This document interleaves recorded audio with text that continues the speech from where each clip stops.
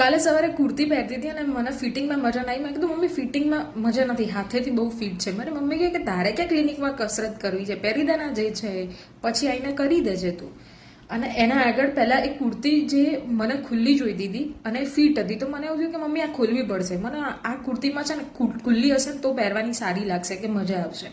અને અમુકનું ફિનિશિંગ ખુલ્લાથી આવે, અમુક કપડાં ફિટિંગમાં જોઈએ છે, જીમમાં જઈએ તો એકદમ ખુલ્લા અને બોડી, અને અમુક જગ્યાએ જઈએ તો બોડીકોન ડ્રેસીસ જોઈએ છે. તો મતલબ આ એવી વસ્તુથી પછી મને એકદમ યાદ આવ્યું કે ઘણી વાર એવું છે કે આપણે કોઈ જગ્યાએ ઊભા હોય ને આપણી કિંમત ના થતી હોય ને ત્યારે આપણને એવું લાગ્યું કે અહીંયા આપણી વેલ્યુ નથી થઈ, મતલબ આપણે ખોટી જગ્યાએ છીએ. કારણ કે દરેક વસ્તુની એક કિંમત છે. ફિટ ડ્રેસની પણ એક ઓરિજિનલ પર્સનાલિટી છે કે અમુક જગ્યાએ ફિટ જ સારા લાગશે ત્યાં તમે ખુલ્લો નહીં પહેરો, અને ખુલ્લાની પણ એક અલગ પર્સનાલિટી છે કે અહીંયા આપણે ખુલ્લા જ પહેરવા પડશે એમ. એટલે આપણી પણ એક વેલ્યુ છે, પણ આપણે કદાચ ખોટી જગ્યાએ છીએ. એટલે જે જગ્યાએ આપણને એવું લાગે છે કે આપણી વેલ્યુ નથી, દેટ મીન્સ કે આપણે ખોટી જગ્યાએ છીએ. જે આપણી વેલ્યू છે ત્યાં જઈને બેસવું. ये था रोज का किस्सा, भैया मेरी में आज का किस्सा. मिलते हैं अगले वीडियो में, तब तक के लिए stay tuned, stay connected with me.